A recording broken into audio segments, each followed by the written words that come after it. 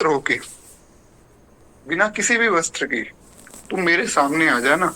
मैं आंखों की पट्टी खोलूंगी और जैसे ही मेरी दृष्टि तुम्हारे ऊपर पड़ेगी, तुम्हारा शरीर वज्र के समान हो जाएगा। पूरा शरीर वज्र के समान हो जाएगा। तो दुर्योधन ने कहा कि माता जी कैसी बात कर रही है, मैं आपके सामने निर्वस्त्र होके कैसे आऊं। तो गांधारी ने कहा कि देखो, मैं तुम्हारी माँ हूँ, जो कह रही हूँ उतना पालन करो और मैं एक ही बार आंखों की पट्टी खोलूंगी, क्योंकि मेरी आंखों में ऐसा सामर्थ्य है।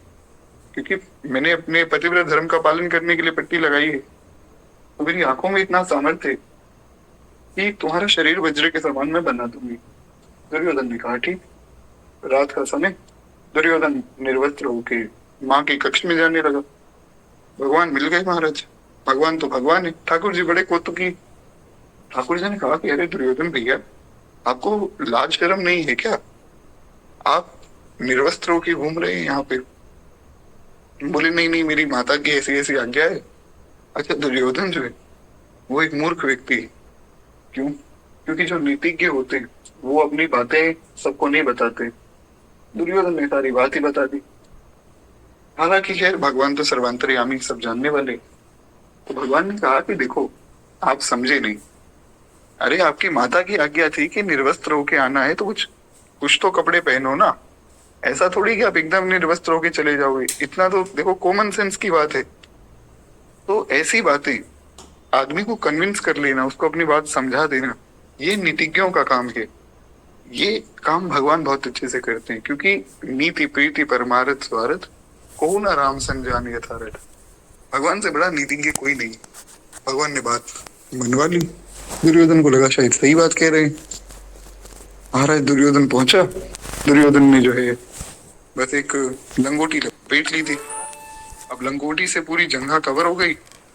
जैसे ही गांधारी ने पट्टी खोली तो ऊपर का शरीर और पांव तो वज्र के हो गए, पर जंघा वज्र की नहीं हुई, और उसी कारण दुर्योधन की मृत्यु हुई। यहाँ से एक शिक्षा ली जा सकती है कि भगवान जो है वे शास्त्रों की बात में, नीति में और स्वार्थ में, इन सब कामों में निपुण है।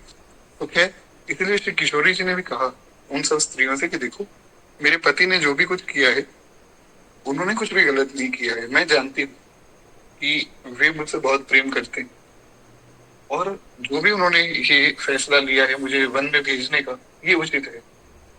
तो उन स्त्रियों ने कहा कि नहीं, हमें तो नहीं लगता है। तो उनमें से एक स्त्री ने कहा कि चलो ऐसा करते हैं, हम लोग जो है वाल्मीकि महर्षि से पूछते हैं कि क्या चीज सही है क्या नहीं, क्योंकि वे ब्रह्म ऋषि हैं और वाल्मीकि जी तो महाराज वैसे भी बहुत विद्वान है। तो सब स्त्रियां और श्री किशोरी जी जो वाल्मीकि जी के यहाँ गई।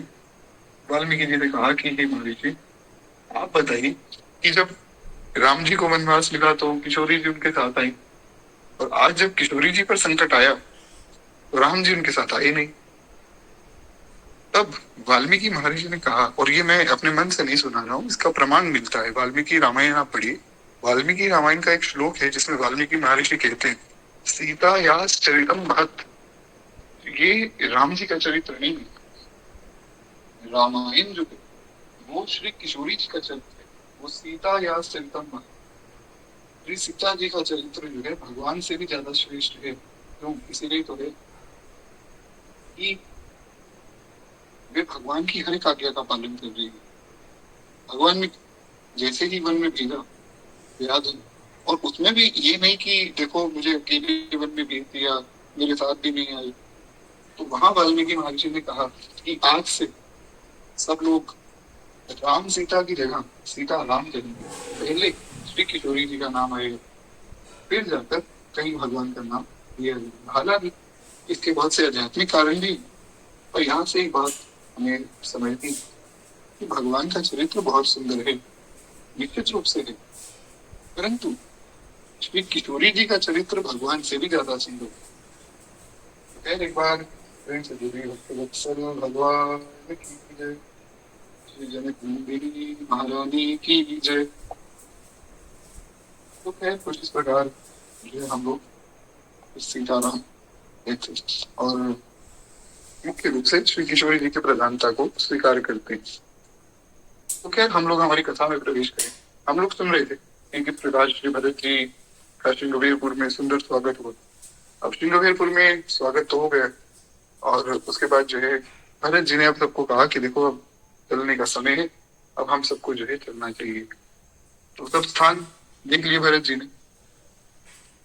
कुश साथरी निहारी सुहाई, कीन्ह प्रणाम प्रदक्षिण जाई, चरण रेख रज आँखिन लाई, जो बनई न कहत प्रीति अधिकाई। कहते हैं कि कुशों की सुंदर साथरी देखकर और उसकी प्रदक्षिणा करके भरत जी ने प्रणाम किया है। और जो वहां की धूल है जहां पर भगवान बैठे थे, भगवान पौड़े थे, वहां की धूल जो है भरत जी ने अपने मस्तक पर, अपनी आंखों में लगाई है। और कहते हैं भरत जी ने दो चार स्वर्ण बिंदु, सोने के कण जो है वो देखे, तो उनको सीता जी के समान समझकर सिर पर चढ़ा लिए। अब क्या है, श्री किशोरी जी का तो रूप ही ऐसा है जो स्वर्ण जैसा चमकता है, तो इसीलिए उनको लगा कि शायद ये श्री किशोरी जी के ही अ, हाथों से कुछ गिरा होगा, सोने के दो तीन कण गिरे होंगे। तो उन्होंने उनको अपने हाथों में ले लिया और बहुत प्रेम से उन्हें प्रणाम करके अपनी आंखों में चढ़ाकर फिर भरत जी थोड़ा आगे बढ़े। हमने खैर सुना ही है, आपने श्लोक सुना होगा, एक बड़ा प्रसिद्ध और बड़ा सुंदर श्लोक है श्री किशोरी जी के रूप के बारे में। तप्त कांचन गौरांगी श्री राधे वृंदावनेश्वरी, वृषभानु सुते देवी प्रणमामि हरिप्रिय। तप्त कांचन गौरांगी, किशोरी जी का रूप कैसा है? तप्त कांचन गौरांगी, बहुत गौर वर्ण, और वो भी कैसा, एकदम तपते हुए सोने जैसा। तो इसीलिए श्री भरत जी को वहां से श्री किशोरी जी की याद आई। अब देखिए, ये बड़ा सुंदर संकेत है, भगवान की रचना को देखकर भगवान की याद आनी चाहिए, तब वास्तव में भक्ति सिद्ध होती है। जैसे श्री नारद जी पहुंचे पहाड़ों में, नारद जी ने देखा ही पहाड़ कितने सुंदर हैं, तो उनको भगवान की याद आ गई, समाधि लग गई। उसके बाद कामदेव आया समाधि तोड़ने, कामदेव समाधि नहीं तोड़ पाया, नारद जी को क्रोध आया, ना काम हुआ। फिर जो है नारद जी को अभिमान हो गया कि मैंने काम को जीत लिया। उसके बाद की कथा तो आप सब जानते ही, कितनी बड़ी कथा हुई, फिर भगवान को श्राप दिया, तो अंत में जाकर भगवान ने सब समाधान किया। तो वहां जो कथा की शुरुआत हुई वो कहाँ से होती? गोस्वामी जी कहते हैं कि नारद जी ने जैसे ही पहाड़ों को, नदियों को, झरनों को देखा, तो नारद जी की सहज समाधि लग गई। यहाँ से एक बात स्पष्ट होती है कि भक्त जो है वो सब जगहों पर भगवान का दर्शन करता है, भगवान की रचना का दर्शन करता है, इसीलिए उसे हर जगह भगवान का स्मरण हो आता है। हमें भी हमारा जीवन ऐसा बनाना चाहिए कि किसी भी प्रकार भगवान का स्मरण हो सके बस। जैसे अभी कल परसों एक रील मुझे किसी ने भेजी, मुझे बड़ी अच्छी लगी। तो उसमें क्या है कि कोई वैष्णव है, शायद गौड़िया वैष्णव संप्रदाय के हैं, तो उन्होंने बताया कि भैया ये हमारे बड़े भाई हैं, और देखो इन्होंने कितना अच्छा काम किया है। कि उन्होंने क्या किया था, उस रील में वे दिखा रहे थे कि जब मैं अपना फोन चार्जिंग पे लगाता हूँ तब मेरे फोन से आवाज आती है, श्री राधे ऐसा। और जब मैं, मेरा फोन फुल चार्ज हो जाता है तब भी श्री किशोरी जी का नाम उच्चारण करता है फोन। उन्होंने कुछ ना कुछ ऐसी सेटिंग की है, मुझे बड़ी अच्छी लगी ये चीज। जब फोन चार्ज पे लगा तब किशोरी जी का स्मरण हुआ, फुल चार्ज हो गया तब किशोरी जी का स्मरण हुआ। तो किसी भी प्रकार भगवान का स्मरण जीवन में बना रहे, ये बहुत आवश्यक है। क्योंकि नवदा भक्ति का जो उपदेश श्री प्रहलाद जी कर रहे हैं भागवत जी में एकादश स्कंद में, वहां पर श्री प्रहलाद जी यही कहते हैं कि श्रवणम कीर्तनम विष्णु स्मरणम पाद सेवनम। सबसे पहली भक्ति है श्रवण, कथा सुनो। भक्ति की शुरुआत ही कथा सुनने से होती है। और आप भी अपने जीवन को टटोल कर देखिए, कहीं ना कहीं कभी आपने किसी ना किसी संत को सुना होगा अवश्य, जिसके प्रभाव से आपके मन में ये भाव आया कि हमें भी भक्ति करनी चाहिए। सुनने से ही आया होगा निश्चित रूप से, क्योंकि प्रथम भगति संतन कर संगा, दूसरी रतिमम कथा प्रसंग। गोस्वामी जी ने भी नवदा भक्ति का उपदेश किया, उसमें भी गोस्वामी जी कहते हैं कि पहली भक्ति है संत का संग और दूसरी भगवान की कथा।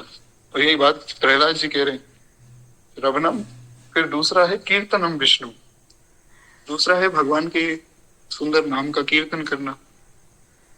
जो भी नाम, जो भी भाव आपको प्रिय हो, तो उसका कीर्तन करना, क्योंकि भगवान के सब नाम, सब रूप और सब धाम सभी सुंदर हैं। तो खैर, हम जैसा कि हमारी कथा में बहुत बार सुन चुके, एक बड़ा सुंदर भाव है कि गिरधर नागर कहती मीरा, सूर को श्यामल भाया, सूर को श्यामल भाया। तुकाराम और नाम देव ने विठल विठल गाया, श्री राधे गोविंदा मन भजले हरि का प्यारा नाम है, गोपाला हरि का प्यारा नाम है, नंदलाला हरि का प्यारा नाम है। राम कृष्ण हरि विठल विठल, राम कृष्ण हरि विठल, राम कृष्ण हरि विठल विठल, राम कृष्ण हरि विठल, राम कृष्ण हरि विठल विठल, राम कृष्ण हरि विठल, राम कृष्ण हरि विठल विठल, राम कृष्ण हरि विठल। श्री राधे गोविंदा मन भजले हरि का प्यारा नाम है।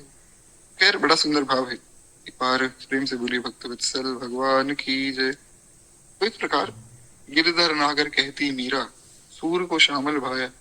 सूरदास जी ने जो है श्याम श्याम पुकारा, मीराबाई ने गिरधर नागर कहकर पुकारा।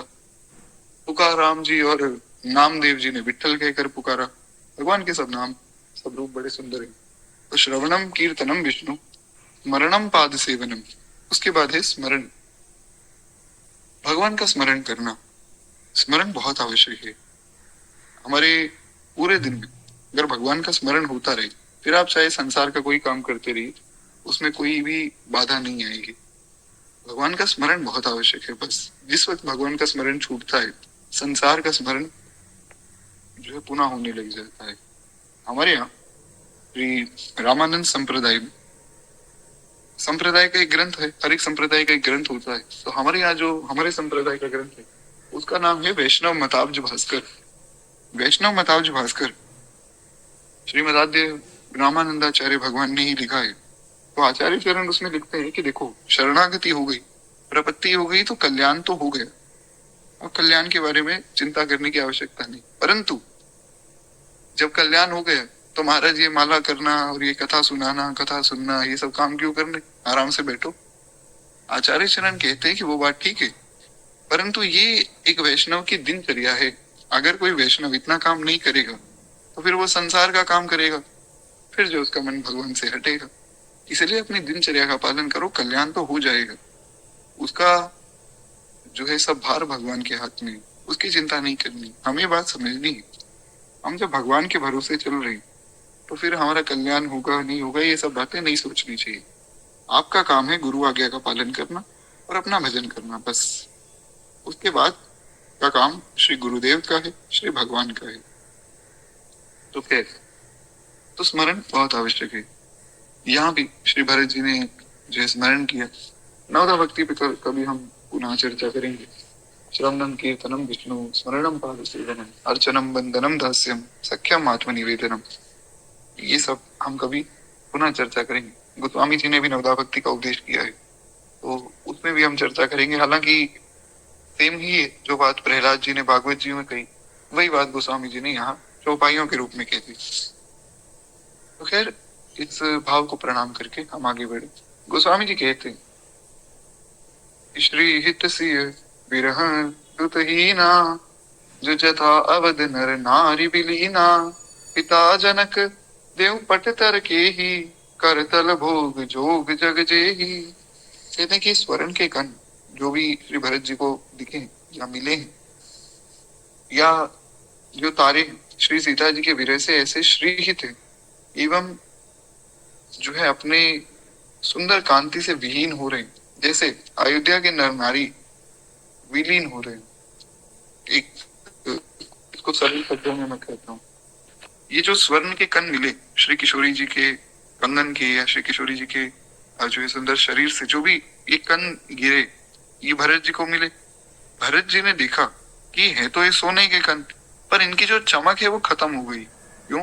क्योंकि ये श्री किशोरी जी से दूर हो गए, तो इसलिए इनकी चमक भी खत्म हो गई। शास्त्रों में वर्णन है कि भगवान जो श्रृंगार करते हैं ना, तो भगवान कोई श्रृंगार करके बहुत सुंदर नहीं हो जाते, भगवान तो परम सुंदर है। तो श्रृंगार जो भगवान को कराया जाता है वो भगवान को सुंदर बनाने के लिए नहीं, भगवान तो बिना श्रृंगार के भी उतना ही सुंदर लगते हैं। पर ये तो श्रृंगार की जो है बड़ी, श्रृंगार के ऊपर कृपा है, ये श्रृंगार का सौभाग्य है जो स्वर्ण के गले में, कंठ में सुंदर मणि माणिक के हार पहनाए जाते हैं, गले में भगवान को सुंदर कौस्तुभ मणि पहनाई जाती है, हाथों में सुंदर कंगन पहनाए जाते हैं, अनेक प्रकार के जो भी भगवान के श्रृंगार है, सुंदर अनंत अनंत कोटि ब्रह्मांड के स्वामित्व को सूचित करता वो किरीट मुकुट जो भगवान लगाते हैं। तो ये सब चीजें, ये इन श्रृंगारों का सौभाग्य है कि ये भगवान के सुंदर अंग पर भगवान की कृपा से जा पाते हैं, श्रृंगार प्रसन्न हो जाते हैं। तो इसलिए यहाँ पर गोस्वामी जी ने स्पष्ट किया है कि जो कर्ण श्री किशोरी जी के शरीर से गिरे, तो श्री किशोरी जी के शरीर से गिरने के बाद ये कर्ण दुखी हो गए, इनकी कांति खत्म हो गई कि हमारा ऐसा क्या दुर्भाग्य था जो किशोरी जी ने हमें अपने आप से दूर कर दिया। अच्छा, आपको एक रहस्य की बात बताता हूँ। अब ये बात वैसे तो बड़ी गहरी है और सबके सामने कहनी भी नहीं चाहिए, पर चलिए प्रेरणा हुई है तो कह देता हूँ। एक बार जितने भी लोग यहाँ विराजमान है प्रेम से कही भक्त वत्सल भगवान की जय, क्योंकि ये बात बहुत गहरी है और मैं चाहता हूँ सब लोग थोड़ा ध्यान से सुने, तभी समझ आएगी, वरना समझ नहीं आएगी। हमारे यहाँ वैष्णव संप्रदायों में मुक्ति मोक्ष इन सब बातों का ज्यादा कोई विशेष महत्व है नहीं। आपने भी सुना होगा बहुत से संतों को कहते कि मोक्ष आदि की कामना नहीं करनी चाहिए, हमें तो भजन करना है। भरत जी ने भी कहा कि धर्म न अर्थ न काम रुचि गति न चाहूं निर्वाण, जन्म जन्म रति राम पद यह वरदान नान। न धर्म चाहिए, न काम चाहिए, न मोक्ष चाहिए। तो फिर भी हमारे यहाँ एक मोक्ष को स्वीकार किया गया है। हमारे श्री रामानंद संप्रदाय में तो बहुत विशेष रूप से स्वीकार किया गया और आचार्य चरण ने वैष्णव मताब्ज भास्कर में इसका वर्णन भी किया है। सायुज्य मोक्ष, भगवान के साथ रहना। भगवान के साथ रहना मतलब भगवान में विलीन हो जाना नहीं है। हमारे यहाँ जो सायुज्य स्वीकार किया गया उसका मतलब ये नहीं कि भगवान में विलीन हो जाना, वो तो योगियों ध्यानियों का होता है, वो वैष्णवों का नहीं। पर हमारे यहाँ जो जिस भाव में स्वीकार किया गया उसमें श्री आचार्य चरण श्रीमदादि रामानंदाचार्य भगवान कहते हैं कि देखो, वैष्णव को सायुज्य मोक्ष प्राप्त हो जाता है, मतलब भगवान पीताम्बर पहनते, भगवान सुंदर जो है गले में वनमाला पहनते, भगवान सुंदर किरीट मुकुट पहनते। ये सब क्या है? ये सब संत ही तो हैं जो भगवान का पीताम्बर बन गया, कोई कोई भगवान का सुंदर किरीट मुकुट बन गया, किसी प्रकार भगवान की सेवा कर रहे हैं, भगवान के अंगों पर जो है सुंदर रूप से विराजमान होकर। तो अगर किसी को मोक्ष की भी कामना हो तो उसे ऐसे मोक्ष की कामना करनी चाहिए। अगर हमें मोक्ष भी मिले तो इस प्रकार मिले कि भगवान के नित्य धाम में जाकर हम भगवान के अंग प्रत्यंगों पर स्थित होकर उनकी सेवा कर सके। कभी भगवान का पीताम्बर बन गए, कभी भगवान के हाथ की बंशी बन गए, कभी भगवान के हाथ का धनुष बन गए, इत्यादि प्रकार से। तो ये जो भाव है मोक्ष का, ये बड़ा सुंदर है, इसमें कोई स्वार्थ नहीं। बाकी जितने भी मोक्ष है उनमें स्वार्थ है कि हमारा कल्याण हो जाए, इसमें स्वार्थ है कि भगवान की प्रसन्नता मिले। तो ये जो मोक्ष है ये बड़ा सुंदर मोक्ष है।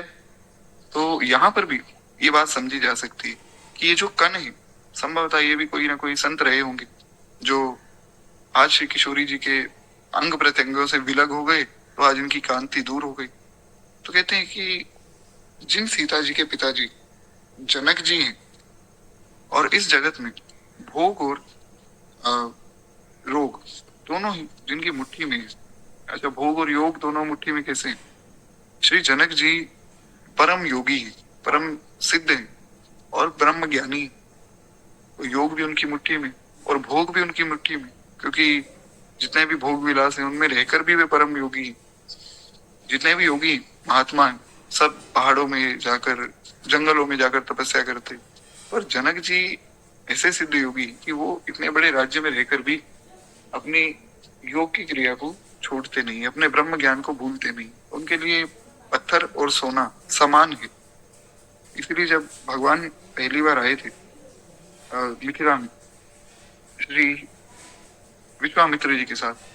तो वहां पर भी श्री जनक जी ने कहा था कि हे विश्वामित्र जी, ये दो भाई कौन है जिनको देखकर मैं अपने ब्रह्म ज्ञान को भूल रहा हूँ। आज तक ऐसा कभी भी नहीं हुआ कि मैंने किसी की कोई सुंदरता को देखा हो और मैं ब्रह्म ज्ञान को भूल जाऊं। लेकिन इनकी सुंदरता को देखकर ऐसा लगता है कि मानो वे ब्रह्म ही आज मेरे सामने प्रकट हो गए हो। और इनको देखकर ही मेरे मन में ऐसा जो है ऐसी प्रसन्नता हुई, आज तक ऐसी कभी भी नहीं हुई। क्योंकि जो योगी ध्यानी होते उन लोगों को ऐसा कुछ बहुत ज्यादा प्रसन्नता होती नहीं, ना प्रसन्नता और ना ही दुख, वे समान रहते। तो खैर यहाँ पर श्री गोस्वामी जी कहते हैं, ससुर भानुकुल भानु भालू जेहि हाथ अमृत प्रतिपालु प्राणनाथ रघुनाथ गोसाई जो बड़ होत सो राम बड़ाई। कहते हैं जिनके पिता जनक जी, जिनकी मुट्ठी में भोग और योग है, और उन जनक जी की मैं क्या उपमा दूं। श्री गोस्वामी जी कह रहे हैं कि मैं उनकी क्या उपमा दूं, जिनके ससुर सूर्य कुल के सूर्य राजा दशरथ है, जिनको अमरावती के स्वामी इंद्र भी सिहाते। दशरथ जी कोई साधारण राजा नहीं थे। इंद्र जो कि देवताओं के राजा हैं, वो जब दशरथ जी स्वर्ग में जाते थे तो इंद्र अपनी आधी कुर्सी खाली कर देते थे कि आओ दशरथ जी आप मेरे साथ बैठो, अपने सिंहासन पे अपने साथ बिठाते थे। जबकि जो है देवताओं का ये स्वभाव रहा है कि ऊंच निवास नीच करतूती। हमने सुना है कि जब भी कोई ऋषि मुनि महात्मा तपस्या कर रहे होते हैं, इंद्र देव अप्सराओं को भेज देते हैं कि कहीं ये मेरा सिंहासन ना मांग ले, जाओ उनकी तपस्या तोड़ दो, भंग कर दो। इंद्र का यही तो काम। पर दशरथ जी ऐसे महात्मा हैं कि उनको अपने साथ में इंद्र बिठाते हैं और स्वयं उठकर स्वागत करते हैं। आप खुद सोचिए, जिनके घर में परात्पर पर ब्रह्म भगवान पुत्र के रूप में प्रकट हुए, उस व्यक्ति साधारण कैसे हो सकते हैं। तो कहते हैं ऐसे ऐश्वर्यवान जिनके ससुर हों और साक्षात अनंतानंत कोटि ब्रह्मांड के स्वामी जिनके प्राणनाथ हों, जो इतने बड़े हैं कि जो भी कोई बड़ा है वो रामचंद्र जी की कृपा से बड़ा है। ये बड़ी सुंदर बात है महाराज। जो भी संसार में आपको सुंदर दिख रहा है, जो भी बड़ा दिख रहा है, बड़ा मतलब जिसका बहुत ऐश्वर्य है, बहुत प्रताप है, जो भी कुछ दिख रहा है भगवान के प्रताप से। जगत प्रकाश प्रकाशक रामू, सूर्य देव बहुत बड़े हैं महाराज, पूरे संसार को रोशनी देते। सूर्य को रोशनी कौन देता है? भगवान। जगत प्रकाश प्रकाशक रामू, सूर्य जगत को प्रकाशित करते हैं और सूर्य को प्रकाशित राम जी करते हैं। चंद्रमा जो सारे संसार को शीतलता प्रदान करते हैं, उनको वो शीतलता प्रदान कौन करता है? भगवान। इसीलिए वेदों में वर्णन है। अब वेद तो खैर आप लोग पढ़ नहीं सकते, यहाँ तो ज्यादातर माताएं ही बैठी, तो माताओं को तो अधिकार ही नहीं। मैं बता देता हूँ, वेदों में अग्नि को भी भगवान कहा गया, सूर्य को भी भगवान कहा गया, वायु को भी भगवान कहा गया, वरुण को भी भगवान कहा गया। यहाँ से एक बात समझनी कि सब देवताओं को भगवान नहीं कहा जा रहा है। वहां पर ये दिखाया जा रहा है, ये बताया जा रहा है कि ये जो वायु है, ये जो अग्नि है, ये जो वरुण है, ये सब भगवान के ही गुण हैं, जिन गुणों से ये देवताओं में शक्ति आती है। तो देवताओं को देवता होने की सामर्थ्य भगवान प्रदान करते हैं। संसार में अगर कोई संत है तो उसको संत भगवान बनाते हैं। सत्य करो ते ही साधु समाना। तो जो भी कुछ बड़ा है संसार में, उसको राम जी ही बड़ा करते हैं, यानी कि भगवान के प्रताप से वो बड़ा है। अगर भगवान का नाम हट जाए तो महाराज फिर कुछ भी नहीं बचेगा। मैं कह दूं कि जी मैं कल से कथा करूंगा, बस उसमें भगवान की कथा नहीं होगी, आप में से एक भी व्यक्ति नहीं आएगा। क्यों? क्योंकि उसमें भगवान का नाम नहीं। और चाहे मैं कोई बहुत सुंदर कथा तो मुझे करनी आती नहीं, जैसा भगवान प्रेरणा करते हैं सो कह देता हूँ, फिर भी आप सब लोग इतने प्रेम से सुनते हैं। क्यों? यही मह रघुपति नाम उदारा। गोस्वामी जी ने कहा ना कि क्योंकि इसमें जो है भगवान का नाम है, इसीलिए गोस्वामी जी कहते हैं कि भैया देखो, ना तो हमारा कवित्व तो बहुत सुंदर है और ना ही हमें बहुत सुंदर कुछ लिखना आता है। हमें तो ये पता है कि हम भगवान के लिए लिख रहे हैं। अब मुझे कोई बहुत ज्यादा अच्छा तो लिखना नहीं आता, हालांकि गोस्वामी जी ने जैसा लिखा है रामचरितमानस को, वैसा तो संसार में कोई दूसरा ग्रंथ उपलब्ध ही नहीं और हो भी नहीं सकता है। पर फिर भी गोस्वामी जी की दीनता देखी। वे कहते हैं कि भैया भनिति मोरी सब गुण रहित, विश्व विदित गुण एक, सो विचार सुनहि सुमति, जिनके विमल विवेक। गोस्वामी जी कहते हैं मेरी ये जो रचना है, मैं जो ये रामचरितमानस लिख रहा हूँ, ये सब गुणों से रहित हो सकती है। क्या पता कोई बहुत बड़ा कवि बैठा पढ़ रहा हो और वो मेरी गलती निकाले कि देखो ये बात तो ऐसे लिखनी चाहिए थी, ये बात तो ऐसे लिखनी चाहिए थी। संभव है कि ये शायद सब गुणों से रहित हो, परंतु जो बुद्धि वाले मनुष्य हैं, जो समझदार मनुष्य हैं, वो मेरी बात को अच्छे से समझेंगे और इसे प्रेम से सुनेंगे। क्यों? उसका कारण है, यही मह रघुपति नाम उदारा, अति पावन पुराण श्रुति सारा, जो मंगल भवन अमंगल हारी, उमा सहित जी जपत पुरारी। कहते हैं क्योंकि इसमें भगवान का सुंदर नाम है, जो अति पावन है, पुराणों और वेदों का जो सार है। और भगवान का नाम कैसा है? मंगल भवन अमंगल हारी, मंगल का भवन है, अमंगल को हरने वाला है। उमा सहित जही जपत पुरारी, जिस नाम को श्री पार्वती जी के साथ भगवान शंकर नित्य जपते हैं। तो ऐसा परम पवित्र नाम इस कथा से जुड़ा है, इसलिए कथा परम पावन है। अगर भगवान का नाम ना जुड़ा होता तो इस कथा की कोई कीमत नहीं होती। तो इसीलिए ये बात समझनी है कि जो वस्तु, जो व्यक्ति भगवान से जुड़ गए, उसकी कीमत बढ़ गई। और चाहे कोई कितना ही बड़ा खुद को समझ ले, अगर भगवान से विलग है, भगवान से विमुख है, तो उसकी संसार में कोई भी कीमत नहीं। यार बड़ी कृपा है कि आप सब लोग भगवान से जुड़े हुए हैं। एक बार प्रेम से बोलिए वत्सल भगवान की जय। तो श्री गोस्वामी जी कहते हैं कि ऐसे रघुनाथ जी जिनके पति, ये वो किशोरी जी, कोई साधारण स्त्री थोड़ी। जनक जी जैसे पिता, दशरथ जी जैसे और ससुर जी, और रघुनाथ जी जैसे पति, और खुद स्वयं किशोरी जी कैसे? पति देवता सुति मणि, सिय साथ हरि देखी, बिहरत हृदय न हरि हर, पविन कठिन अभिषेकी। कहते उन श्रेष्ठ पतिव्रता स्त्रियों में शिरोमणि श्री सीता जी। अच्छा, सीता जी कैसी है? खुद भी पतिव्रता स्त्रियों में शिरोमणि, सबसे बड़ी पतिव्रता नारी श्री किशोरी जी। और वो भी क्यों ना, क्योंकि जब हम सुन रहे हैं कि देवताओं के सब गुण श्री ठाकुर जी से आ रहे हैं, तो सब देवियों के गुण किशोरी जी से आ रहे हैं। तो उसमें कोई दो राय नहीं। जा सुवंश उपजहि गुण खानी, अग्नि तलत शिवमा ब्रह्मानी। तो ऐसे श्री किशोरी जी कहते हैं कि उनका ऐसा प्रताप है जिसको कहा नहीं जा सकता है। हे शंकर, ये व्रत से भी अधिक कठोर है।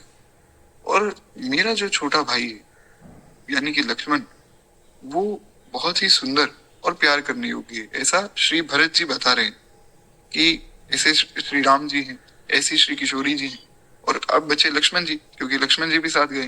तो कहते हैं वो तो बहुत लाड दुलाल करने योग्य है। और लक्ष्मण जी को ऐसे ही देखा जाता है, बड़े लाडले प्यारे। इसीलिए आप अगर विनय पत्रिका उठाकर पढ़ेंगे ना, विनय पत्रिका में गोस्वामी जी ने जहां लक्ष्मण जी की स्तुति की है, वहां उन्होंने स्तुति का जो पद लिखा है उसकी शुरुआत ही ऐसे की है, लाल लाडिले लखन। गोस्वामी जी ने पहले 3 शब्द लिखे, लाल लाडिले लखन। लखन लाल जी सबके लाडले दुलारे, सब बहुत प्रेम करते हैं। और करे में क्यों ना, जो भगवान की सेवा करता है उसे सब लोग प्रेम करते ही। हमारे दादा गुरुदेव भक्तमाली जी महाराज, जब उनका भगवत धाम गमन हुआ था ना, पूरे भारत में जितने संत हैं, जितने संप्रदाय हैं, जितने मठ हैं, सब संप्रदायों से, सब मठों से, सब पंथों से कोई ना कोई संत जरूर आए थे। और ऐसा दृश्य पहली बार भारत के इतिहास में देखा गया कि किसी संत के भगवत धाम गमन पे पूरा भारत आया हो। ऐसे थे हमारे दादा गुरुदेव श्री भक्तमाली जी महाराज, परम सरल और परम दीन। और एक ही बात पूरे जीवन में कहते थे कि हमने जो पाया है केवल सेवा से पाया है। खैर, एक बार प्रेम से बोलिए श्री दादा गुरुदेव भगवान की जय। सेवा बहुत सुंदर भाव है, परंतु इस सेवा में एक चीज ये भी समझनी है कि सेवा में खुद को कहीं हम स्वामी ना समझ ले।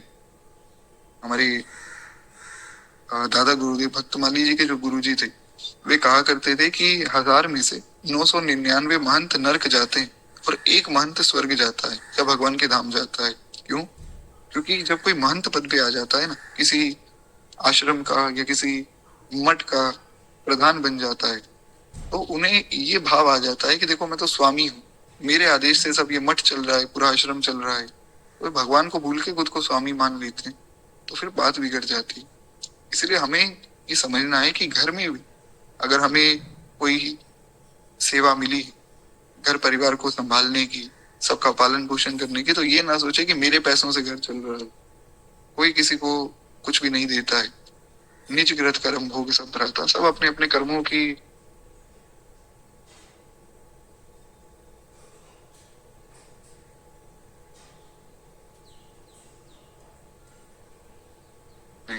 खैर। तो श्री गोस्वामी जी कहते हैं कि लक्ष्मण जी जो है बहुत प्यार करने योग्य है, और ऐसा भाई ना तो किसी के हुए, ना है और ना ही होने। लक्ष्मण जी जैसे भाई भी नहीं। जो लक्ष्मण अवध के लोगों को प्यारे, माता पिता के दुलारे और श्री सीताराम जी के प्राण प्यारे हैं। अच्छा देखिए, एक बात है, भगवान के भक्तों में भी कुछ श्रेणियां हैं। उसमें से सबसे सुंदर जो श्रेणी है वो है प्राण प्यारे। जब कोई भक्त भगवान का प्राण प्यारा बन जाता है ना, तो वो भक्त जो है 24 घंटे भगवान का स्मरण करता है, और भगवान भी 24 घंटे उसका स्मरण करते हैं।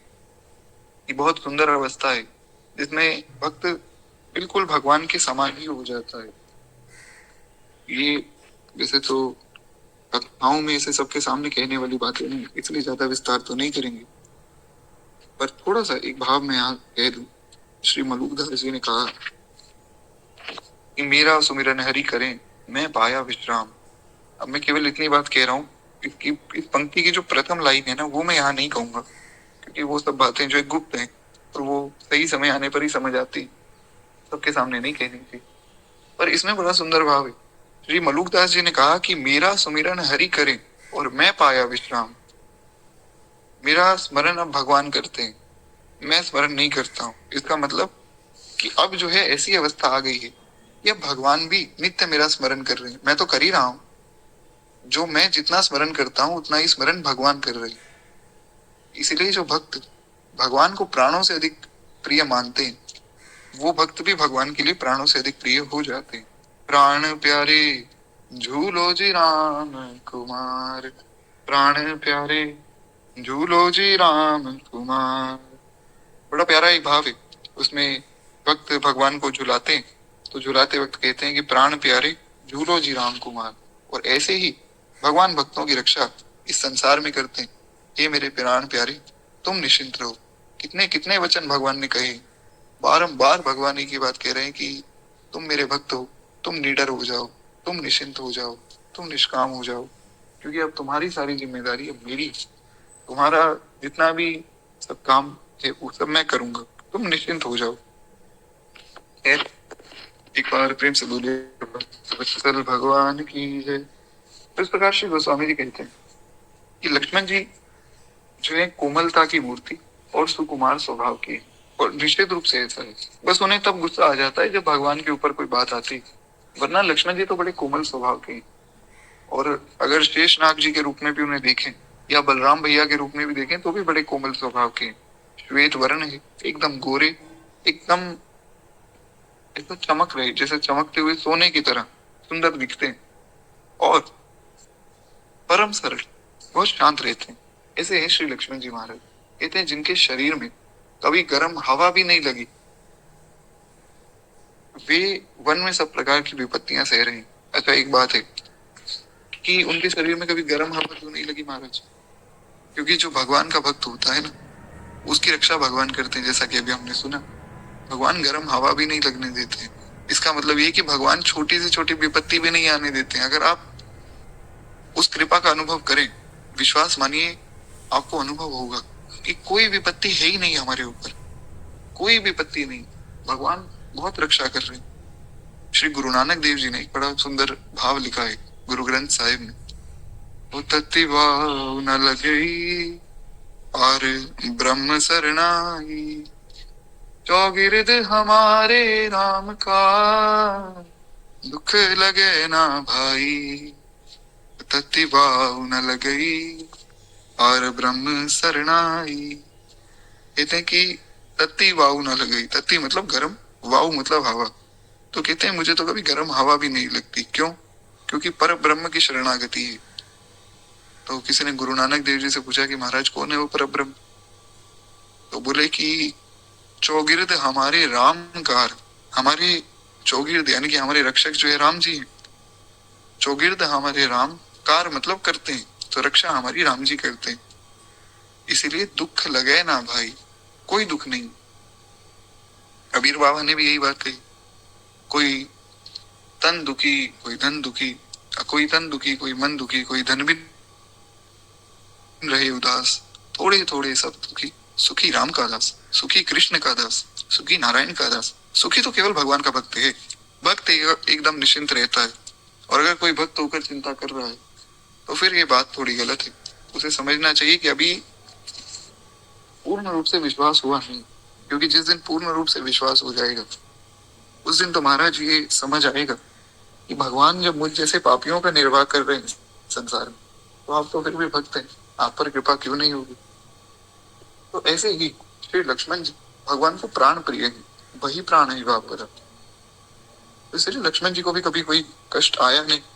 आज वही लक्ष्मण जी वन में नंगे पांव घूम रहे हैं, तो भरत जी ऐसा मन में सोच रहे हैं कि कहाँ भगवान इतने बड़े परात्पर पर ब्रह्म, कहाँ श्री किशोरी जी जो बड़ी कोमल है, परंतु उनका ऐश्वर्य ऐसा है कि जिसको वर्णन नहीं किया जा सकता है। और कहाँ श्री लक्ष्मण जी जो इतने लाडले दुलारे हैं, जो हमेशा लाड दुलार में ही पले, आज उन्हें वन में जाना पड़ा। क्यों? मेरे कारण। बार बार भरत जी अपनी गलती मान रहे हैं। ये भक्त का स्वभाव है। भक्त कभी जो है दूसरे की गलती दिखता ही नहीं, वो हमेशा अपनी गलती हर चीज में मान लेता है।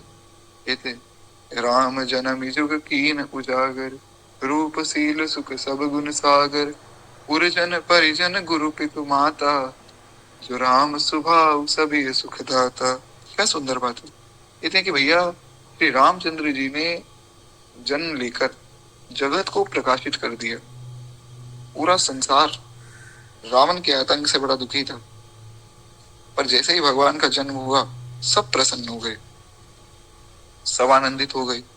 और यही बात कृष्ण जन्म में हुई। कृष्ण जन्म से पहले श्री नंद बाबा और श्री यशोदा जी इसलिए परेशान थे कि कोई संतान नहीं और चौथी अवस्था आ गई। अच्छा, भगवान चौथी अवस्था में मिलते हैं। यहाँ भी देखेंगे चौथी अवस्था है, वहां भी चौथी अवस्था है। वो क्यों, उसका कारण कभी और हम श्रवण करेंगे। और वहां से जो है देवकी जी और वसुदेव जी चिंतित थे कि हमें जो है कारागार में डाल दिया और हमारी अन्य संतानों को ये कंस मार देगा। और जैसे ही भगवान का प्राकट्य हुआ तब तो महाराज आनंद हो गया। तब किसी ने ये थोड़ी कहा कि कोई दुख में बैठा है। तब तो ये हुआ कि नंद के आनंद भयो, जय कन्हैया लाल की। नंद के आनंद भयो, ये नहीं कहा कि नंद के घर लाला भयो। आनंद, स्वयं भगवान आनंद बनकर ही आ गए। उसके बाद कहीं किसी को दुख हुआ हो तो मैंने तो ऐसा कोई पढ़ा नहीं। भगवान के पैदा होने के बाद कभी किसी को दुख होता ही नहीं। भगवान प्रकट हो जाते तो महाराज सब आनंदित हो जाते। भय प्रगट कृपाला, दीन दयाला, कौशल्या हितकारी। जैसे ही भगवान प्रकट होते हैं तो सबका हित हो जाता है। दासी के वचन सुने श्री दशरथ जी ने कि आपके घर तो पुत्र पैदा हुए, तो दशरथ जी को ब्रह्म आनंद के समान अनुभूति हुई। ऐसा लगा कि मानो जिस ध्यान, जिसके लिए योगी मुनि लाखों लाखों वर्ष तपस्या करते हैं, ध्यान करते हैं, कठिन से कठिन जो है यज्ञ आदि हवन आदि करते हैं, वो ब्रह्म सहज ही प्राप्त हो गए। ऐसा आनंद हुआ। तो श्री भरत जी कह रहे हैं कि भगवान ने जन्म लेकर जगत को प्रकाशित किया। वे रूप, शील, सुख, समस्त गुणों के समुद्र हैं। भगवान के गुण तो महाराज भगवान के, राम अनंत अनंत गुणानी। भगवान अनंत है, उनके गुण भी अनंत है। कहते हैं पूर्ववासी, कुटुंबी, गुरु, माता पिता और सभी को श्री राम जी का स्वभाव सुख देने वाला है। स्वभाव ऐसा हो कि वो सबको सुख दे। कम से कम एक भक्त का स्वभाव तो ऐसा ही होना चाहिए, वरना वो भक्त किस काम का। अब आप देखें, पूज्य श्री प्रेमानंद बाबा हैं, उनके पास सब लोग आते हैं, उनके पास जो है सब सिख परंपरा के गुरु भी आते हैं, जैन परंपरा के गुरु भी आते हैं, बीच में एक मुस्लिम व्यक्ति भी आए थे। हर एक व्यक्ति उनके पास आकर सुख का अनुभव करते हैं। क्यों? क्योंकि वो संत है, और संत का ये स्वभाव है। संत सदैव सब पर कृपा बरसाने वाले हैं। देहरादून में एक निहंग सिख है। निहंग सिख वैसे होते हैं जैसे हमारे यहाँ सन्यासी होते हैं ना, वैसे सिख परंपरा में निहंग सिख होते हैं। तो दास पर बड़ा स्नेह रखते हैं। मुझसे काफी बातचीत उनकी होती रहती है, अपनी परंपरा के बारे में भी खूब बताते रहते हैं। तो उनका जब मैसेज आया, जब वे मेरे साथ जुड़े, तो वो कैसे जुड़े? एक दिन उनका मैसेज आया कि भाई आप जो है मरूपपीठ वाले महाराज जी से दीक्षित हो। तो दास ने कहा कि जी बिल्कुल, आप बताइए आप कौन और कहाँ से?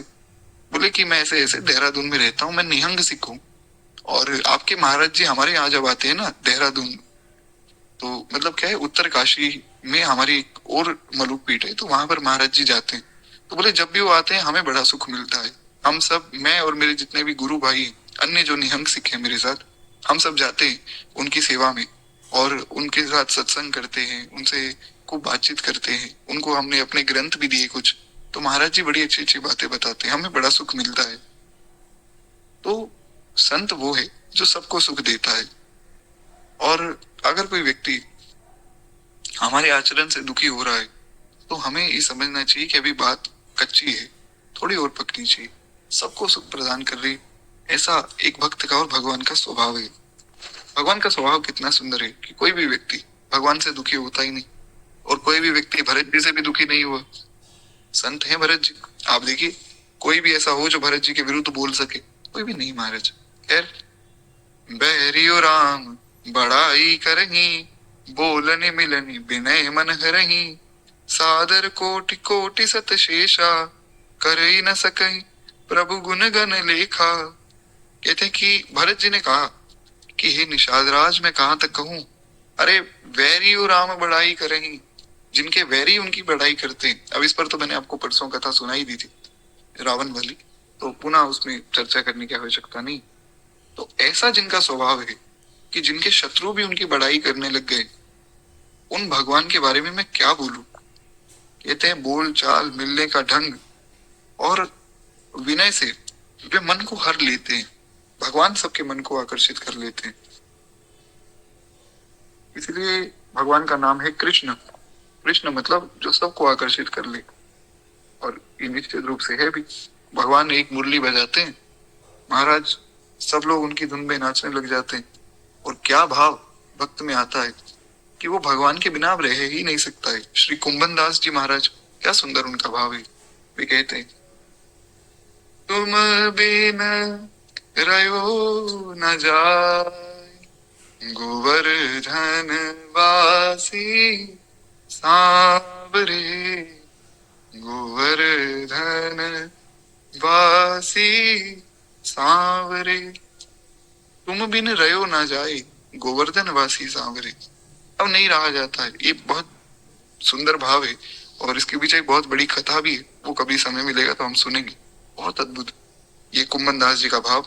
जब वे भगवान से दूर हो रहे थे, तब उन्होंने भाव गाया भगवान के मंदिर की उस ध्वजा को देखकर, दर्शन को नैना तपे। क्या सुंदर बात, दर्शन को नैना तपे। मेरे नेत्रों में जल नहीं गिर रहा है, केवल मेरे नैन जल रहे हैं, अग्नि निकल रही है कि बस दर्शन एक बार हो जाए। अब श्रवण सुजन को कान, इस इत्यादि प्रकार से बहुत सुंदर भाव है। तो ये तो खूब विस्तार करके सुनने योग्य है। कभी समय मिलेगा भगवान की कृपा से तो हम सुनेंगे। तो ऐसा जिनका स्वभाव है कि जो मन को हर लेते हैं, जिनके बिना कोई व्यक्ति जीवित ना रह पाए। अब देखिए, श्री दशरथ जी महाराज की दशा देखिए। भगवान जैसे ही गए, राम राम कही राम कही, राम राम कही राम, तन परिहरि रघुवीर विरह, राव गए सुरधाम। जैसे ही भगवान दूर हुए, श्री दशरथ जी ने प्राण त्याग दिए। हाथी घोड़े रो रहे हैं भगवान के विरह में। केवट ने अपनी नाव में भगवान को बिठाया, उसके बाद नाव चलाना ही छोड़ दिया।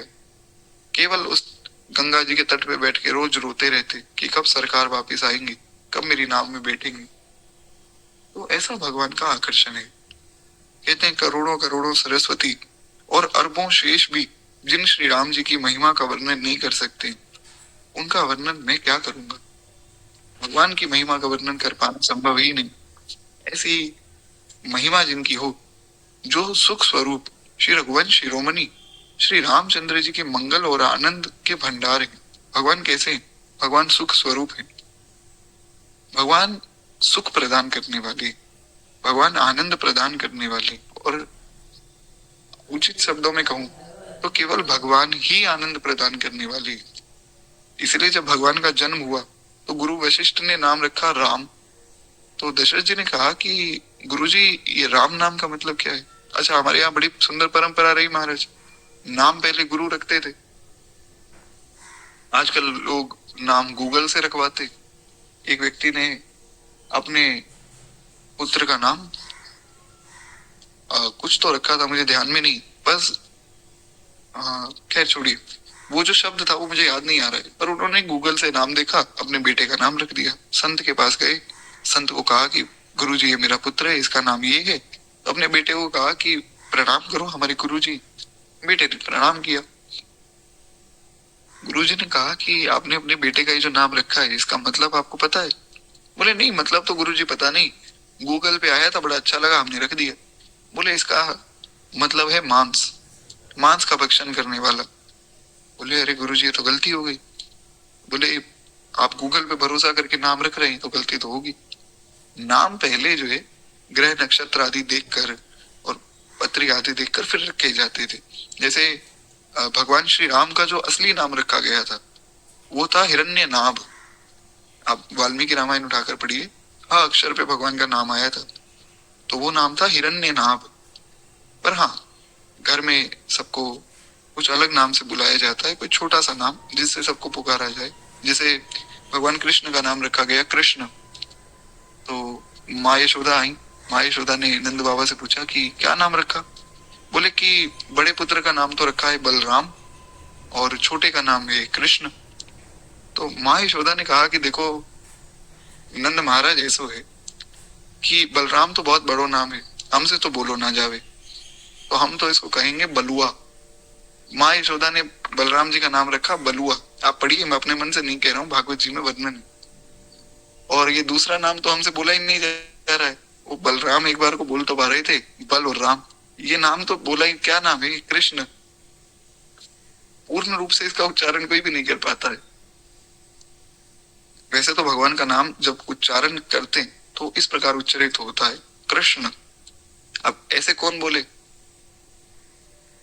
ऐसे बार बार कृष्ण कृष्ण कैसे कोई बोल सकता है? तो माँ यशोदा ने कहा कि देखो ये नाम तो हम पे बोलो ना जावे, तो हम कहेंगे कनुआ। तो बलराम जी का नाम रखा गया बलुआ और कृष्ण भगवान का नाम रखा गया कनुआ। तो माँ यशोदा उन्हें कनुआ कहती थी। उसी प्रकार यहाँ राम जी का नाम निकला हिरण्यनाभ। हिरण्यनाभ कौन बोले महाराज? तो इसीलिए उनका नाम गुरुजी ने छोटा नाम रखा राम, जो कि भगवान का परात्पर पर ब्रह्म स्वरूप में नाम है, जो सदा सर्वदा से विद्यमान नाम है, सनातन नाम है राम। तो जब नाम रखा तो गुरुजी से पूछा कि इसका मतलब बताइए। तब गुरुजी ने समझाया, जो आनंद सिंधु सुख राशि, सी करते त्रैलोक पासी। कहते हैं कि जो आनंद के सिंधु है और सुख की राशि है, ऐसे श्री राम जी का ये नाम है राम, जो सबको आनंद और सुख प्रदान करता है। वही बात यहाँ गोस्वामी जी कह रहे हैं कि भगवान सुख स्वरूप है और मंगल और आनंद के भंडार है। जिसके जीवन में भगवान आ जाते हैं उसके जीवन में केवल और केवल मंगल ही होता है, उसके जीवन में अमंगल हो ही नहीं सकता है। हाँ, अभी के लिए चाहे हमें लग रहा हो कि मेरे साथ ऐसी घटना क्यों हो गई, ये मेरे साथ तो नहीं होना चाहिए, पर बाद में जाकर समझ आता है कि ये बहुत अच्छा हुआ। कहते हैं ना कि जो भी होता है अच्छा ही होता है। तो निश्चित रूप से भगवान के भक्त के जीवन में जो भी होता है वो अच्छा ही होता है, उसके जीवन में कभी कुछ बुरा होता ही नहीं। कहते हैं कि श्री रामचंद्र जी ने जो एक कानों से भी कभी दुख का नाम नहीं सुना था। अब भरत जी सोच रहे हैं कि देखो कहाँ भगवान श्री रामचंद्र जी, जिन्होंने कभी सुना ही नहीं था दुख होता क्या है, जिनको पता ही नहीं था दुख क्या होता है, सदैव जो है प्रसन्न रहे, सदैव आनंद में रहे और खूब ठाट बाट से रहे महाराज। महाराज दशरथ के पुत्र हैं, साधारण व्यक्ति थोड़ी। तो कहते हैं राम जी, जिन्होंने कभी दुख का नाम नहीं सुना था, महाराज स्वयं जीवन वृक्ष की तरह उनकी सार संभाल करते थे। राजा दशरथ जो है इतना प्रेम करते थे भगवान से कि कहीं किसी प्रकार का कोई कष्ट भगवान पे आने ही नहीं देते थे। कहते हैं वो भगवान आज वन में बैठे, जिन्होंने कभी जीवन में मखमल के गद्दे से नीचे पांव नहीं रखा, वो आज जमीन में जो एक घास बिछाकर सो रहे हैं। अच्छा, यहाँ से एक शिक्षा ये लेनी कि जरूरी नहीं कि हमारे जीवन में सब स्थितियां समान ही हो। तो कभी ऐसी कोई परिस्थिति आए तो उसमें हमें घबराना नहीं चाहिए। हमें सदैव प्रसन्न रहकर भगवान की कृपा का अनुभव करना चाहिए। एक भक्त के मन में सदैव ये भाव रहे कि देखो जो भी हो रहा है सब अच्छा ही हो रहा है, सब भगवान की कृपा ही है। तो ऐसा जब कोई अनुभव करेगा तो निश्चित रूप से उसको कोई कष्ट होगा ही नहीं। तो खैर श्री भरत जी कहते हैं सब माताएं रात दिन जिनकी सार संभाल करती थी, जैसे नेत्र, जैसे पलक नेत्रों की करती। आप देखें जो हमारी आंखों की जो पलकें, हमारी आंखों में कभी भी कोई धूल मिट्टी जा रही हो तो पलकें तुरंत बंद हो जाती, या कुछ ऐसा आ रहा हो जो आंखों के लिए हानिकारक है, पलकें तुरंत बंद हो जाती। कोई ऐसा सोचना नहीं पड़ता है हमें कि देखो अब धूल मेरे पास आ रही है, आंखें बंद हो जानी चाहिए, कुछ भी नहीं, तुरंत हो जाती। क्यों? क्योंकि वो हमारी आंखों की रक्षा करती, भगवान ने उन्हें बनाया इसलिए। इसी प्रकार जैसे पलक नेत्रों की रक्षा करते, सांप मणि की रक्षा करता है, उसी प्रकार जो महाराज दशरथ है और सब माताएं हैं वे राम जी की सार संभाल करती थी। वही श्री रामचंद्र जी अब जंगल में पैदल फिरते, जिन्होंने कभी सोने की घड़ाऊ से पांव नीचे नहीं उतारा, सदैव सोने की घड़ाऊ सुंदर पहन के चलते थे, जो सुंदर 56 भोग 3600 व्यंजन जिनके लिए सदैव विद्यमान रहते थे कि जो मन हो खाओ, और ऐसा भी नहीं कि कुछ भी, बहुत बढ़िया बढ़िया व्यंजन। वो भगवान आज कंदमूल फल खा रहे, और कई बार तो कंदमूल फल भी नहीं मिलते, कई बार तो खाली फूल खाकर रहना पड़ता है, फूलों पर जीवन चल रहा है भगवान का। अमंगल की मूल मेरी माता को धिक्कार है, ऐसा भरत जी कह रहे, पर हमें नहीं कहना है। कहते हैं जो अपने प्राण प्रियतम पति के भी प्रतिकूल हो गई और भगवान को वन भेज दिया, ये बहुत गलत बात है। ऐसा भरत जी सोच रहे कि बहुत गलत हुआ मेरे भैया के साथ, जिन्होंने जीवन में कभी भी दुख नहीं देखा, आज इतने कष्ट में वे रहते। ये भक्ति की सर्वोच्च अवस्था है जिसमें केवल भगवान के सुख की कामना की जाती है, और वो भी क्यों ना महाराज। लेकिन देखिए भगवान ऐसी स्थिति में भी प्रसन्न है। आपने कहीं ऐसा वर्णन नहीं पढ़ा होगा किसी भी शास्त्र में, केवल रामायण में नहीं, किसी भी शास्त्र में, क्योंकि श्रीमद् भागवत में भी दशम स्कंद से पहले 9वें स्कंद में जो है रामायण का वर्णन हुआ है। आप पढ़िए भागवत महापुराण। हुआ क्या कि श्री सुखदेव गोस्वामी ने भगवान के 24 अवतारों का वर्णन किया। 24 अवतारों को याद करना चाहिए, उनका जो है नित्य स्मरण करना चाहिए। वो कैसे करें? एक छप्पै छंद है भक्तमाल जी का, वैसे तो मैंने ग्रुप में भेजा था, पर अगर किसी को नहीं मिला हो तो आप मुझे व्हाट्सएप पे पर्सनल मैसेज कर दीजिएगा, मैं आपको भेज दूंगा। उसका नित्य स्मरण करने से भगवान के 24 अवतारों का स्मरण होता है, और दुनिया का कोई भी रोग हो, कोई भी कष्ट हो, तुरंत दूर हो जाता है। तो कुछ इस प्रकार है वो। जय जय मीन वराह कमठ नर हरि बलि बावन, परशुराम रघुवीर कृष्ण कीरति जग पावन, बुद्ध कल की अरु व्यास पृथु, हरिहंस मन मंतर, यज्ञ ऋषभ है ग्रीव ध्रुव, बरदैन धनवंतर, बद्रीपति दत्त कपिल देव, सनकादिक करुणा करो, 24 रूप लीला रुचिर श्री, अग्रदास उर पग धरो। इस प्रकार 24 अवतारों का स्मरण किया जाता है। इसमें एक बड़ी सुंदर बात है, यहाँ पर 24 अवतारों में भगवान के जितने भी अवतार हुए, भगवान ने कभी भी किसी भी अवतार में कोई भी कष्ट का अनुभव किया तो भगवान को कभी दुख नहीं हुआ। और यही वर्णन जो है सुखदेव गोस्वामी ने किया भागवत जी में 9वें स्कंद में, तो वर्णन किया। उसके बाद जो है उन्होंने राम कथा सुनाई तो 9वें स्कंद में पूरी राम कथा जो है एकदम शॉर्ट में लिखी हुई है। हालांकि बहुत विस्तार है उसका भी, पर फिर भी जितना यहाँ है उतना नहीं। तो राम कथा सुनाई और उसके बाद कृष्ण कथा जब सुनाने लगे तो भगवान कृष्ण की जो वंशावली है उसका वर्णन कर दिया।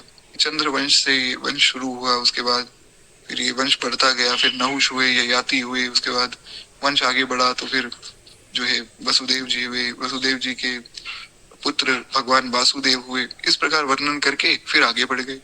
तो हाथ जोड़कर परीक्षित जी ने कहा कि महाराज, मैं आपसे कथा सुनने आया था, भगवान कृष्ण की कथा सुननी थी और आपने उनकी वंशावली का वर्णन कर दिया। मुझे क्या लेना कौन किसका पुत्र है, मुझे तो भगवान की कथा सुनाओ। आपने राम जी की कथा सुनाई, मुझे बड़ा अच्छा लगा राम कथा सुन के, अब कृष्ण कथा भी सुनाओ।